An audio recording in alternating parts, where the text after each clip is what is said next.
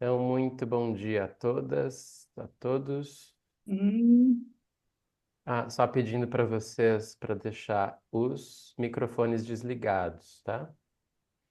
Se vocês deixarem o microfone ligado, aí sim vai aparecer o rosto de vocês na gravação.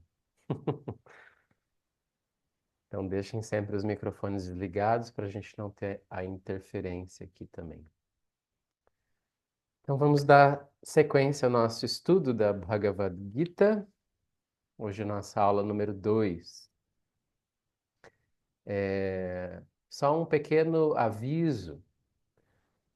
Alguns de vocês têm me perguntado, geralmente é assim, né? Você começa a estudar um assunto, aí você já logo quer comprar os livros.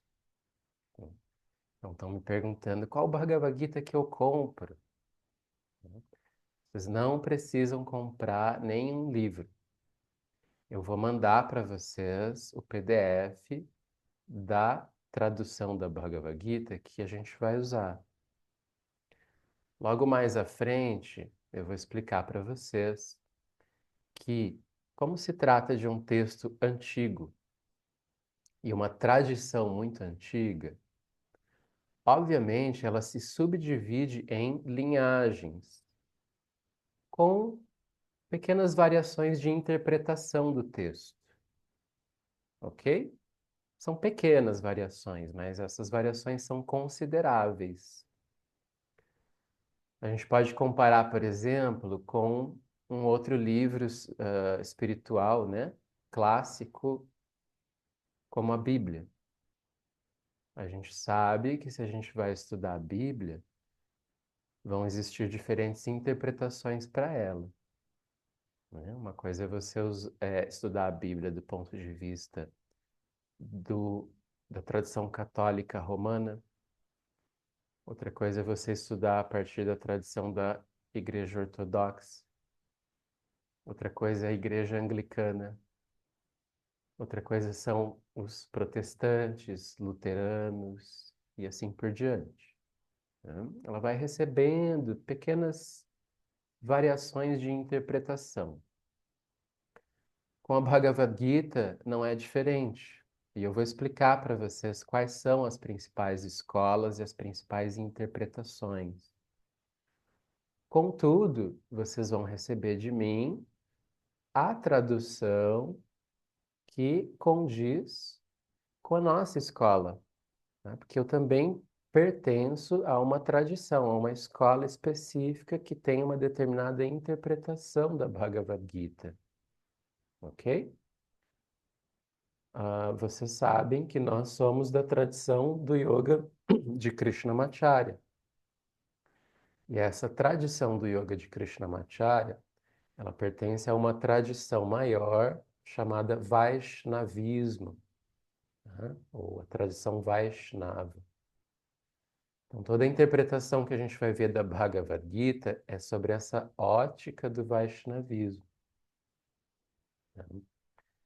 Essa forma de estudar a Bhagavad Gita eu recebo do meu professor, né? O Jorge, que muitos de vocês conhecem, é meu professor há mais ou menos 15 anos, com quem eu tenho estudado a Bhagavad Gita nos últimos anos.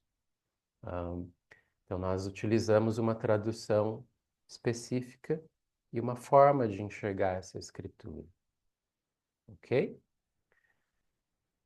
Como eu havia comentado com vocês, também um pouco mais lá atrás, no meu passado, eu estudei esse texto com outros swamis, né, e outros professores, todos dentro dessa mesma tradição Vaishnava, ok? Mas eu vou explicar bem isso para vocês. Daqui a pouco a gente vai chegar nesse assunto e eu vou falar para vocês sobre essa ramificação das linhagens. Então, se alguém quer muito comprar livro da Bhagavad Gita, pode comprar à vontade, tá? Eu quero comprar todas as versões que existem. Pode comprar, não tem problema nenhum, tá? Para o nosso estudo aqui, a gente vai ter a tradução que eu vou enviar para vocês, não se preocupem. Assim que a gente for entrar no texto, eu vou mandando o texto para vocês. ok? Dito isso, vamos seguir aqui com o slide que eu preparei. A gente parou naquele tema polêmico do tempo. Então vamos abrir aqui.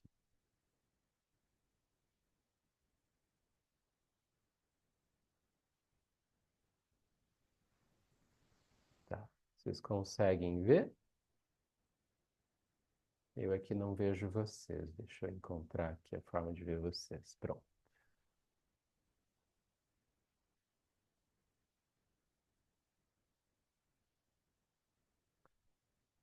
Então, caminhamos um pouquinho na aula passada dentro desses slides. Eu falei para vocês sobre esse contexto da conversa entre Krishna e Arjuna, né, que está retratado aqui neste desenho.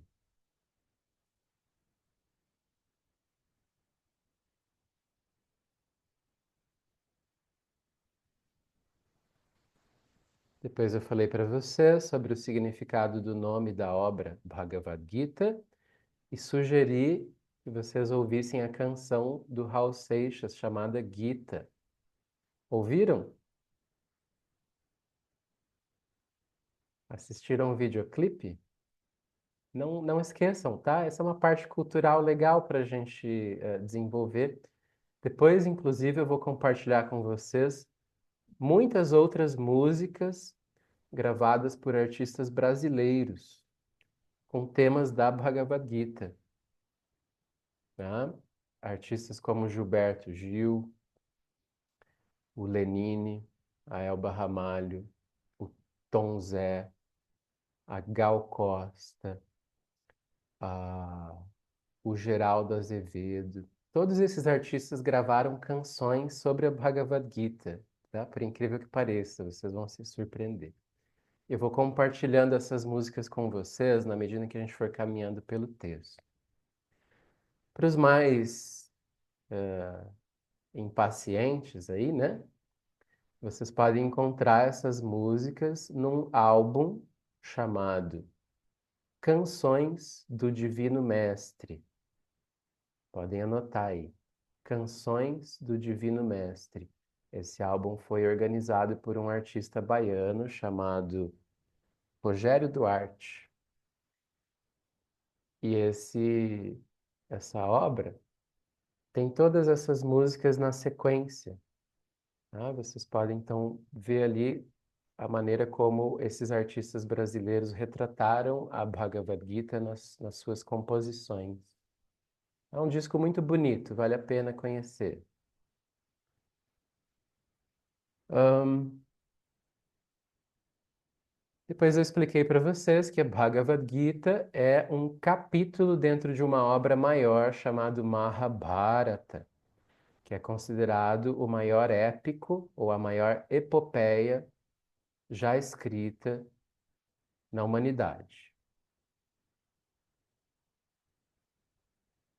E aí, eu vinha explicando para vocês sobre a origem histórica, a data desse texto, certo? E foi quando a gente entrou nessa polêmica, porque eu estou contrastando aqui para vocês diferentes visões de mundo.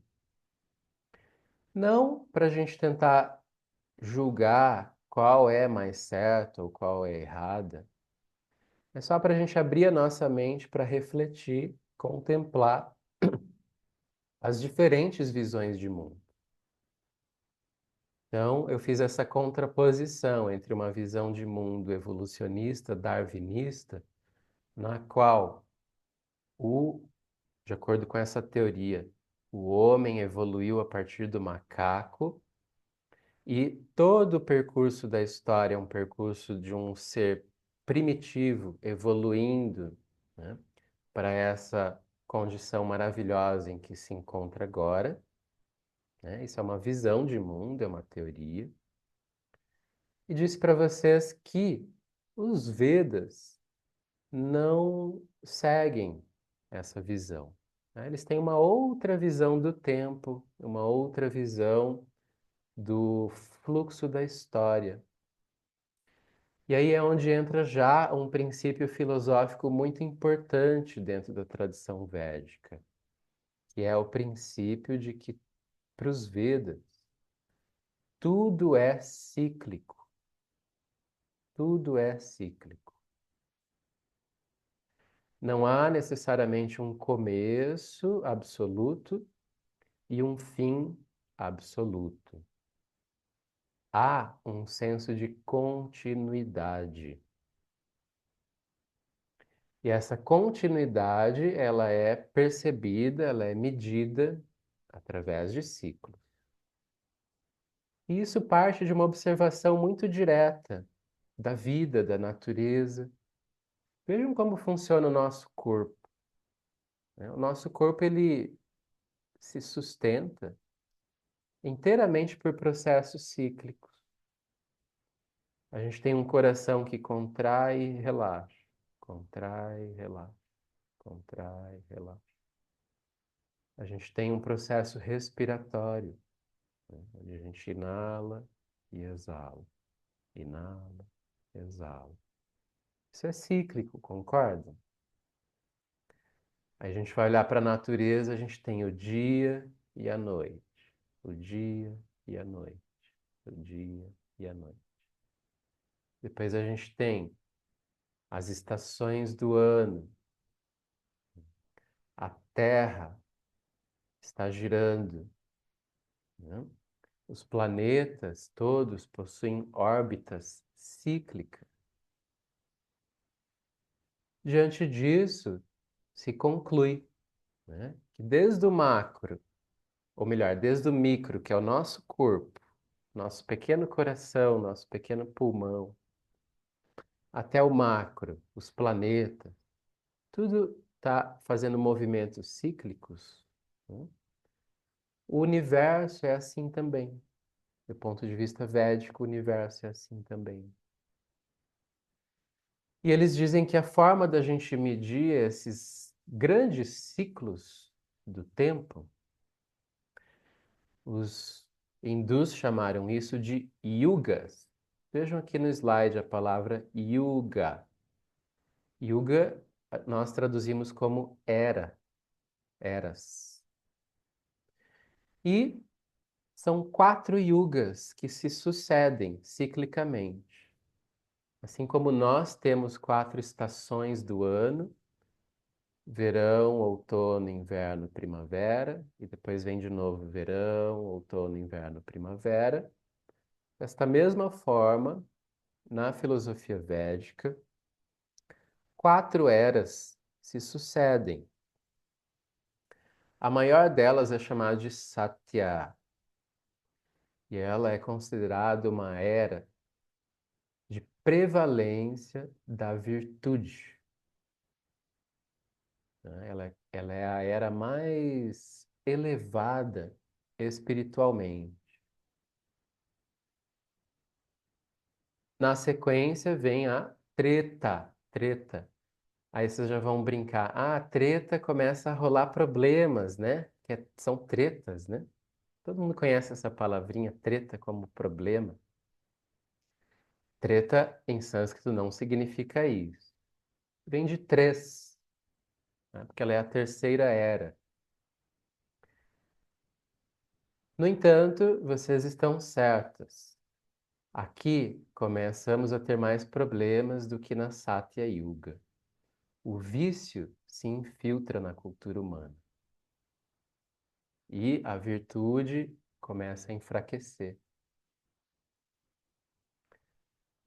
Em seguida temos a Dvapara Yuga. Vejam, Dva significa 2. Essa é a segunda era.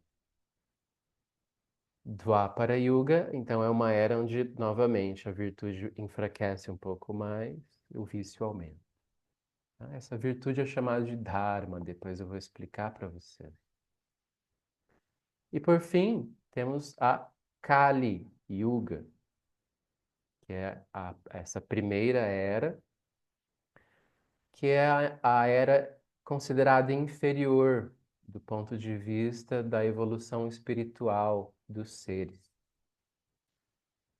Agora adivinhem do ponto de vista védico, em qual dessas 4 eras nós estamos. Darwin ia dizer que a gente está na Sátya, porque com certeza somos mais evoluídos. Os Vedas dizem que nós estamos em Kali. Tá? Nós somos os seres mais, ah, digamos assim, a nossa mente, né, e as nossas virtudes, elas são fracas. Né? E Kali, ela é considerada a era das desavenças. Olha só que interessante, né? Kali, o termo Kali significa a era das desavenças, era das confusões. E a gente percebe isso no mundo, né? Embora sejamos avançados tecnologicamente, estamos sempre diante de muitos problemas e conflitos sociais, humanos. Existe uma dificuldade muito grande para se estabelecer a harmonia na convivência entre os seres humanos e na relação entre os seres humanos e os outros seres vivos e a natureza. Isso tudo é perturbado, é conturbado na Kali Yuga, né? E nós temos a evidência disso no nosso mundo nos dias de hoje. Concorda? Essa é uma característica da era de Kali. Portanto, para os Vedas, avanço tecnológico não significa avanço espiritual. E muitas vezes o progresso tecnológico, ele é inversamente proporcional ao progresso espiritual. Ou seja, quanto mais o ser humano se desenvolve materialmente, pode ser que mais ele se empobreça espiritualmente. Tá? Isso é uma coisa para a gente refletir aí. O que acontece? A narrativa da Bhagavad Gita, do Mahabharata, ela culmina numa guerra que aconteceu há mais ou menos 3.100 anos atrás. Ou desculpa, 3.100 antes de Cristo. Então, somando aqui com os nossos 2025 depois de Cristo, são 5.127 anos atrás, mais ou menos, aconteceu essa guerra, chamada de Batalha de Kurukshetra. Essa guerra é descrita no Mahabharata. E o grande diálogo entre Krishna e Arjuna acontece no início, antes do início da guerra, né? Essa guerra, para o calendário védico, marca a transição da Dvapara Yuga para Kali Yuga. E isso, essa transição dessa era, de acordo com o calendário védico, aconteceu exatamente no dia 18 de fevereiro de 3102 a.C. Hoje é dia 12 de fevereiro, a gente está quase completando um aniversário aí da era, né? E essa era de Kali, de acordo com os astrônomos védicos, ela dura 432 mil anos, ok? 432 mil anos. Por que que existe essa numeração Kali como 1, Dvapara 2, Treta 3 e Satya como sendo a quarta? Porque a duração delas é proporcional, tá? Kali dura 432 mil anos. Dwapara é uma era que dura 2 vezes a era de Kali. Treta é uma era que tem a duração de 3 vezes a era de Kali. E Satya é uma era que tem a duração 4 vezes a era de Kali.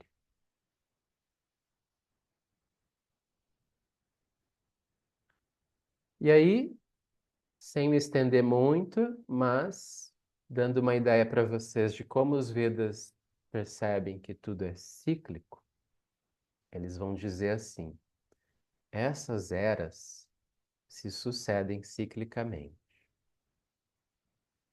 Quando se passam 1000 vezes a sucessão entre elas, pensem que isso são realmente milhares, milhares, trilhares de anos para nós, né? Quando existe essa sucessão de 1000 vezes essas 4 eras, a gente tem então a duração do tempo em que esse mundo ele é manifesto.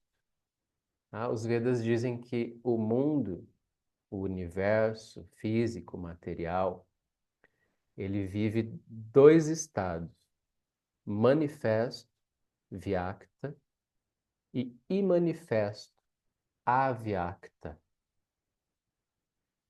Compara-se esse tempo de manifestação do universo com o dia, e o tempo em que ele é imanifesto como a noite. Porque é como se o universo inteiro fosse, ou melhor, do ponto de vista védico, não é como se fosse, é. Tá? Do ponto de vista védico, o universo inteiro é um ser vivo. Vejam que ideia interessante, né? Quando a gente falou na aula passada sobre o darwinismo e a contestação do darwinismo, uma aluna compartilhou um vídeo de um cientista, né, que também contesta o darwinismo, e ele revoga a teoria de Gaia. Essa teoria diz que a Terra, o nosso planeta Terra, é um ser vivo. E que ele tem os seus próprios mecanismos vitais, suas próprias funções vitais. E que provavelmente o planeta Terra, assim como todos os outros planetas, são como se fossem células de um grande organismo. Assim como nós somos células desse organismo que é o planeta Terra. Vejam que percepção de mundo, né? Que visão de mundo diferente é essa. Pelo menos diferente do que a nossa ciência sustentou nos últimos séculos. Os Vedas dizem exatamente isso. O nosso planeta Terra é chamado de Bhumi Mata, a Mãe Terra. E é um ser vivo, ela é um ser vivo. Nós somos pequenos seres, somos célulazinhas dentro desse corpo do planeta Terra. Igualmente, como tudo que é o micro, assim também é no macro, o universo como um todo é um ser vivo e ele tem uma duração de vida. Tá? Então, quando o universo ele é manifesto, significa que ele está acordado, é dia para o universo. Quando ele está imanifesto, significa que é noite, ele está dormindo. Vocês já pararam para pensar nisso? Que o universo acorda, passa um dia acordado, e ele vai dormir, passa um dia dormindo. Interessante isso, né? Então, essa manifestação, ela é chamada de Prabhava, ou Srishti, né? É quando o universo se manifesta, né? Ele acorda, ele vai para o seu dia. E essa dissolução, esse estado imanifesto, quando ele vai dormir, é chamado de Pralaya. Pralaya. Então, um dia do universo é a sucessão de 1000 vezes essas 4 eras que eu expliquei para você. E uma noite são também essa duração de 1000 eras, tá? No estado manifesto. Então, essa é uma viagem astronômica aqui que a gente fez, né? Com uma visão de tempo aí bastante diferente do que a gente está acostumado a pensar. Fizemos essa divagação, né? Eu sei que vocês têm uma certa curiosidade sobre esse assunto e eu estou aqui no início dando a introdução para vocês, tentando mostrar para vocês a visão de mundo védica. Tá? Então, a gente vai estar passando por alguns temas dentro dessa visão de mundo védica. Bom, e o que acontece? Nessa transição da Dvapara Yuga para a Kali Yuga, acontecida em 18 de fevereiro de 3102 a.C., e entendendo que nós estamos na Kali Yuga, a era das desavenças, a era das confusões, dos conflitos humanos e sociais. Vejam a bondade desses sábios, desses rishis, né? Eu disse para vocês que Vyasa escreveu os 4 Vedas e depois escreveu o Mahabharata e colocou ali a Bhagavad Gita, esse diálogo entre Krishna e Arjuna, para que esses ensinamentos, essas pérolas espirituais, ficassem registradas na forma escrita durante a Kali Yuga, uma era em que a nossa mente ela é muito fraca para poder memorizar os ensinamentos. E por isso a gente precisa dos textos escritos, né? Então, Vyasa escreve os Vedas, escreve o Mahabharata nessa transição entre a Dwapara Yuga e a Kali Yuga, para que nós, habitantes de Kali Yuga, tivéssemos acesso a esse conhecimento espiritual. Vejam, a história, quando a gente pensa na antiguidade e período medieval, a história é marcada por guerras entre povos. E era muito comum que quando um povo invadia o território do outro povo, eles queimavam, literalmente queimavam as obras, a cultura, os conhecimentos daquele povo, né? E não foi diferente com a Índia, né? A Índia sofreu muitas invasões muçulmanas, depois a própria invasão do imperialismo inglês.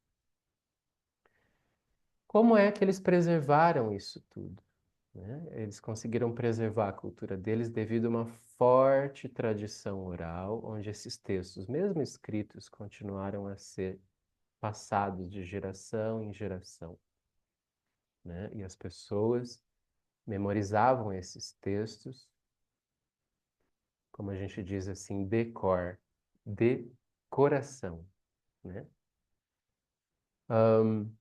E isso acontece até hoje na Índia.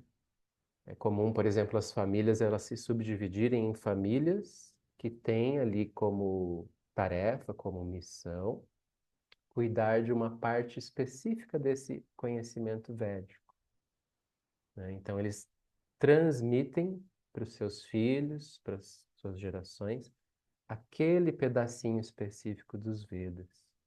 E assim essa cultura vem se preservando ao longo dessa Kali Yuga. Tudo bem, gente? Encerro aqui a minha narrativa ainda no mesmo slide, nem conseguimos avançar um slide sequer, né? Mas não tem problema, a gente não tem pressa aqui. Espero que vocês também não tenham pressa, assim como eu não tenho. Então eu abro aqui para comentários ou alguma pergunta que vocês queiram fazer.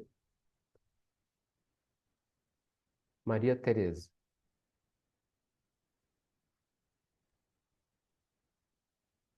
Prof, deixa eu só perguntar, não sei nem direito como que eu vou perguntar, mas o final da Kali Yuga é quando o planeta, o universo vai dormir de novo, Não, não, não. não? Quando termina a Kali Yuga, começa uma outra Satya Yuga. Começa na sequência até completar 1000 vezes esse ciclo. Quando essas 4 eras rodam 1000 vezes, Aham, aí é. existe esse pralaya, esse momento em que o universo vai dormir. Tá. merece, né? Ele ficou cansado, né? Imaginem, Aham. 1000 vezes essas 4 eras, o universo está cansadíssimo do dia dele. Aí ele vai dormir. Aí tudo entra nesse estado de aviacta, estado imanifesto. E, e nesse, por exemplo, dentro de cada era, será que existe um acirramento daquele ponto nevrálgico? Existe, felizmente existe, né? E os Vedas consideram que nós estamos numa pequena trégua da Kali Yuga. A Kali Tá. Yuga já foi pior. Quando a gente considera, por exemplo, o que foi a Idade Média, nós chamamos a Idade Média de Idade das Trevas. Hum. A gente está num momento um pouquinho melhor. Então existe, mesmo a Kali Yuga, ela não é só ladeira abaixo, tá? Ela é um processo que tem fases de melhoras, fases de pioras. Essa é a visão védica. Tá. E esse, eu imagino que assim, que essa sequência ou esse ciclo tenha uma finalidade para as células que compõem esse mundo. Depois a gente vai falar disso. Tá. Logo mais, a gente vai entrar na visão védica sobre o sentido da vida, o objetivo da vida, Tá. ok? E a gente vai discorrer amplamente sobre o sentido disso, ok? Uhum. É que eu não queria ficar muito tempo na Cali, mas não vai ter jeito, né? Tem que ter uma paciência aí. Uhum. Vai dar tempo, acredite, tá? Tá bom. Nas próximas aulas a gente vai estar entrando nesse sentido da vida aí. Mônica, Eu queria comentar que me chamou a atenção que justamente Kali Yuga é a mais curta de todas as eras, né? sim, E que, assim, como o universo tem também compaixão, né, dos seres que vão ficar aqui, porque a Sátia é 4 vezes Kali Yuga, né? uhum, Pensa. sim, E também, quando eu estudei a Bíblia, né, muito tempo, e no Apocalipse, que era o tempo do fim também, Deus abreviaria, né? Então, assim, parece que há uma, uma, enfim, uma tendência, né, do universo minimizar ainda que o sofrimento, que ele tenha que dar o sofrimento, ele minimiza de alguma forma, né? sim, é verdade, né? Isso é um ponto de vista generoso, realmente. A Satya Yuga durar 4 vezes a Kali Yuga. Isso é prova de que os Vedas não são tão pessimistas assim. Para Patrícia, não reagir, Ângela. Oi, primeiro respondendo a Ângela, a mãozinha fica no React. Lá embaixo é onde tem um coraçãozinho. Ali você vai achar. Já vi. Então, Marcos, a minha dúvida é assim: não existe, então, a visão védica é que não há o evolucionismo, mas nós, como os corpos disso, né, dessa evolução planetária, no sentido de que a Terra é um corpo que também passa por essas eras, aí pensando nisso, sempre vai ter uma repetição, então não tem início nem fim, mas a gente vai evoluindo com os nossos aprendizados, né? Como é que isso, na minha visão, que passou assim na minha cabeça, existem outros planetas, assim como existem várias evoluções. Na visão védica, outros planetas também passariam por esses períodos, eles evoluem, eles entram nisso, e a gente, como um corpo, poderia sair daqui e habitar, já que a gente está bem evoluído, um outro planeta que fosse mais evoluído que a Terra? Como eles falam isso? Alguma coisa? falam. Funciona assim. Na visão védica, nós estamos numa faixa do universo chamada de Bhur Loka. Loka não quer dizer que é louco, não, tá? Loka tem a mesma relação do locus, que quer dizer lugar.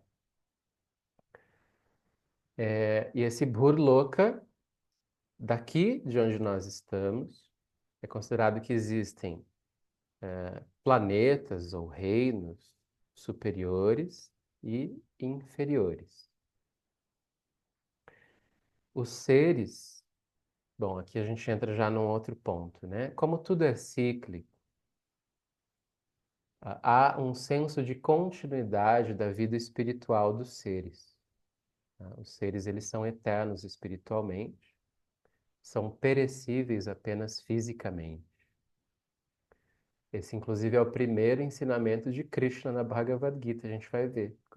Quando Krishna começa a abrir a boca para falar e ensinar Arjuna, ele vai dizer: nunca houve um tempo em que nós não existíamos, e nem haverá um tempo em que deixaremos de existir.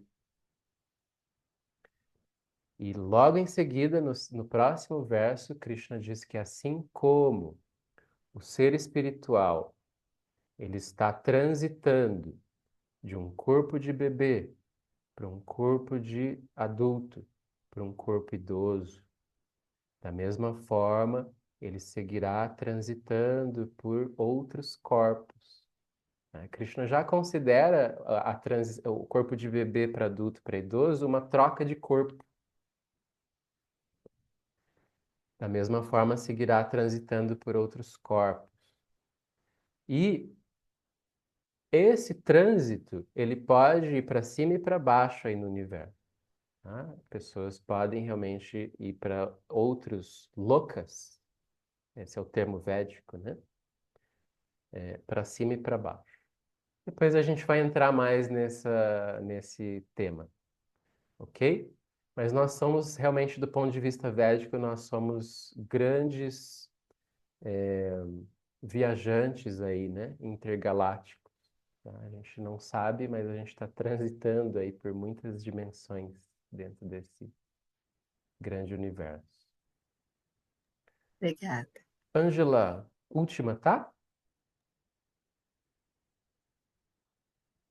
Não te ouço, tá mudo.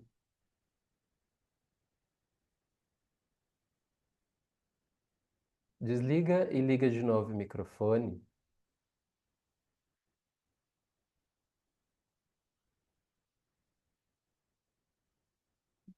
Não, não ouvimos, né?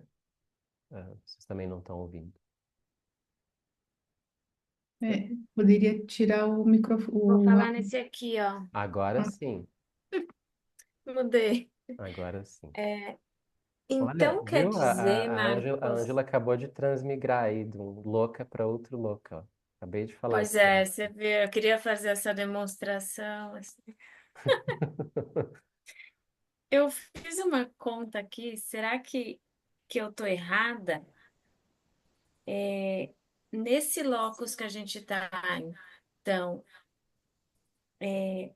restam 426.855 anos para acabar?